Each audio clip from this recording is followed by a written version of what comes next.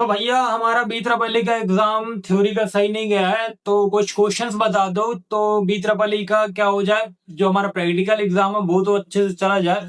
तो भैया एक चीज बता दूं मैं आपको कि सबसे पहले welcome back to another video and आपका सभी का स्वागत है। एंड देखो, आपका बी ट्रिपल ई का पेपर चाहे जैसा गया हो, थ्योरेटिकल पेपर चाहे जैसा गया हो, बट अब बात आती है आपके प्रैक्टिकल्स पेपर पे।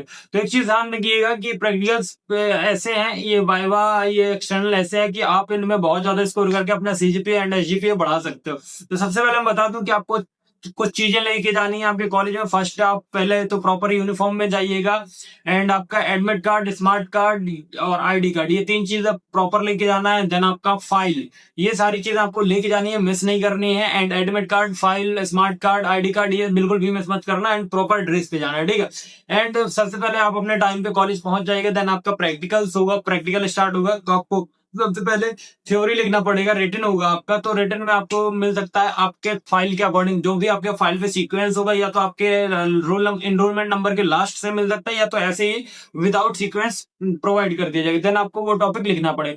फिर देन जब आपके सर आ जाएंगे, एक्सटर्नल जो सर होंगे या मैम होंगे, तो वो आपसे क्वेश्चन पूछेंगे। तो जो आपने लिखा होगा तो वो भी पूछ सकते हैं, अगर जो आपने नहीं लिखा हो तो उसके अलावा भी पूछ सकते हैं। तो मैं आपको कुछ इंपॉर्टेंट क्वेश्चन बताने वाला हूं, तो सबसे पहले ध्यान दीजिए। तो आपसे पूछ सकते हैं कि बताओ भैया, किरचॉफ्स करंट लॉ क्या है एंड वोल्टेज लॉ क्या है। तो state Kirchhoff's law end voltage law, ठीक है।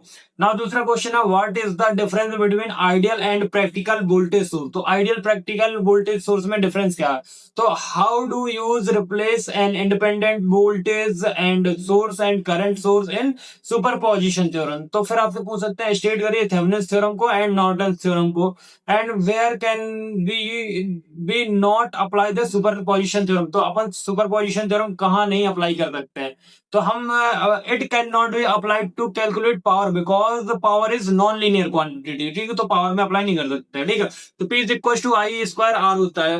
अब आता है what is the rating and frequency of the AC supply in Indian homes 230 volt AC, and what is the frequency of hertz. तो frequency क्या होती है, 50 हर्ट यूज की जाती है इंडिया में।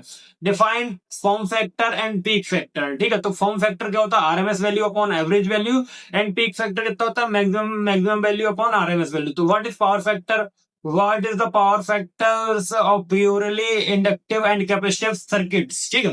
now how are ammeter and voltmeter connected in circuits, ठीक है। Electrical machine and transport motor. तो what is the working principle of transformer. तो ट्रांसफार्मर का working principle, why is the transformer core laminated, why are the transformer ratings is kVA instead of kilowatt.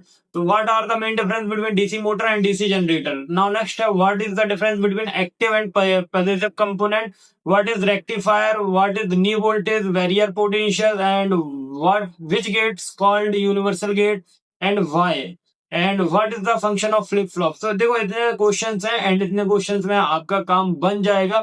सो अगर आपका other कोई practical है तो please जाके देख सकते हो, बाकी इतने में आपका काम हो जाएगा। So thank you for watching and please do like subscribe and share.